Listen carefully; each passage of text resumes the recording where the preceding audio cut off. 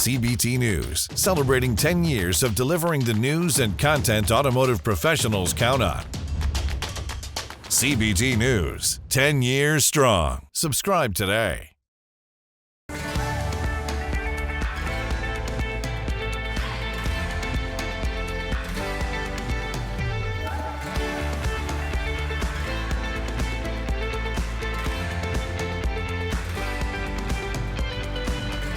Welcome to CBT News with Bridget Fitzpatrick. Good morning, everyone. Welcome back to CBT News. I'm Bridget Fitzpatrick. Thank you so much for joining us.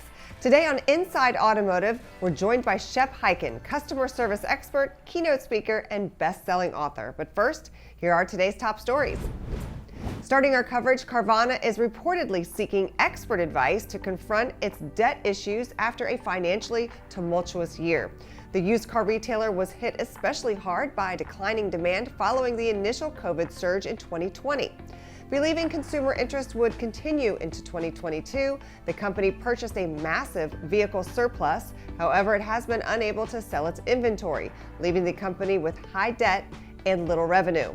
From an all-time high of $360 in 2021, Carvana stock now sits at $4.50. According to Bloomberg, the company spoke with two law firms to discuss its options, although many analysts believe the company's days are already numbered. Next up, the development of tech giant Apple's first vehicle has changed significantly since an optimistic report from September. Although the company has yet to officially tease the car, it has been in development since 2014 with continuous leaks to the press on its design and features. Original plans included fully autonomous driving, a 2024 release date, and a hefty $120,000 price tag. However, reports now say that the brand has reduced expectations, likely in response to current limitations on self-driving technology. According to Bloomberg, the vehicle will now be delayed until 2026, sell for under $100,000, and will still require human drivers for many functions. Apple has yet to attach a name to the car. Uber unveiled a new robotaxi car service in partnership with vehicle company Motional after giving up production on its own autonomous vehicle. The platform will allow users in Las Vegas to hail a modified, self-driving Hyundai Ioniq 5, although they will still need to share their commute with supervisors who will oversee the ride to ensure safety. Motional also has a deal with ride-sharing competitor Lyft, providing near-identical robotaxi services in the same area. Uber attempted to make its own AI-driven vehicle to reduce labor costs. However, its development was abandoned after a pedestrian was killed during testing, and the company was sued for allegedly copying designs from Google. The company expects to expand availability to Los Angeles in the near future.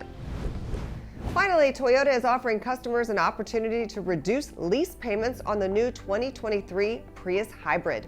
On Wednesday, the company announced that Japanese drivers who opt in to receive software updates would have their monthly dues reduced by 10%. While web-based updates are a routine experience for EV drivers, it will be the first time the automaker makes use of the technology on their flagship hybrid. The company seeks to first improve the vehicle's collision avoidance system, although future downloads could optimize battery performance and troubleshoot safety features. While the deal is currently only available in Japan, Toyota expects to expand access across models and countries as early as next year. Don't go anywhere. Coming up next is Shep Hyken, customer service expert, keynote speaker, and best-selling author. We'll be right back. Delivering the news dealers count on for 10 years. Subscribe today and join thousands of other automotive professionals. CBT News, 10 years strong. This holiday season is a great time to win over customers in retail. On today's show, we're pleased to welcome back Shep Hyken, customer service and experience expert, to walk us through what we need to know about holiday shoppers. Check it out. And it doesn't matter what type of business you're in, if you're serving a consumer, regardless of whether you sell cars or sell clothes. Yeah. It makes no difference. I want you to think about two areas to focus on. Number one is the in-person experience, okay, and what might be considered the after experience, the customer service or experience that happens as a follow-up when there's a question, a problem, whatever. And this is what we've discovered over the years. And I'm asked this question every single year about this time for people doing interviews, companies saying, what can we do? Sure. So recognize that the customer experience during holiday time is a great way to do two things: retain and win over new customers. Retain existing, win over new ones. Why does that happen? Let's just use the mall as an example. I brave the crowds. I go to the mall and I look in the store and I see this huge line at the cash register. Yeah. Lots of people milling around looking for people to help me out. Now that's where I wanted to go. But now I'm freaked out. I don't want to go in there. I don't want to wait in line. I don't have enough time, et cetera, et cetera, et cetera. Right. So what do? I start looking around for other stores that might sell the same or similar items that I could buy that have a no line or maybe a smaller line.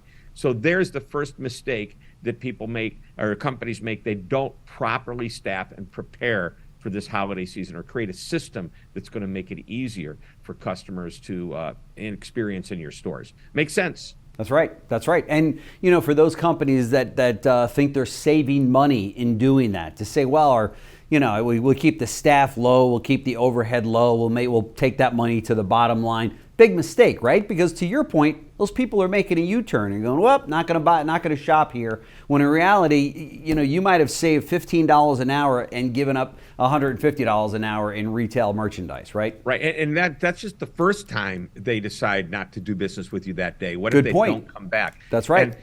But you bring up a good point. And by the way, I want to also get to the experience online, on the phone, you know, the customer support we might give, which there's similarities between the two. You don't want to, it's busy. So what do they experience? Hours on the phone of wait time. But we'll get to that in just a moment. The point I want to get to is something that isn't in the question that you asked, but is so important to the comment that you just made.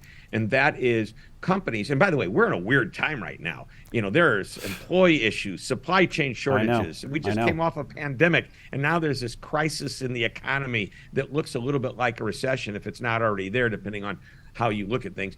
So all four of those things happened in the last 2.5 years. Right. Oh my gosh, can it get any worse than this? I don't know. It probably can, but keep this in mind. The first thing companies want to do is, okay, how can we tighten it up? How can we get leaner? And they start to cut places that the customer notices. That's right. And you know why? I've never experienced a long line in there before. Why all of a sudden is there a long line? It's because we cut and the customer noticed.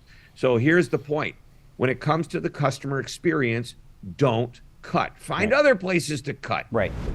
Be sure to watch that interview in its entirety right here at cbtnews.com. That wraps up our show for today, but we invite you to join us back here again tomorrow morning for all the latest news and trends impacting the retail automotive industry. And be sure to follow us on TikTok, LinkedIn, Facebook, and Twitter. I'm Bridget Fitzpatrick. Thanks for watching and have a great day. Thanks for watching CBT News, the voice of the retail automotive industry.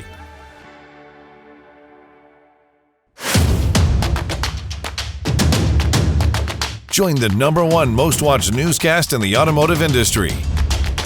CBT News, 10 years strong. Subscribe today.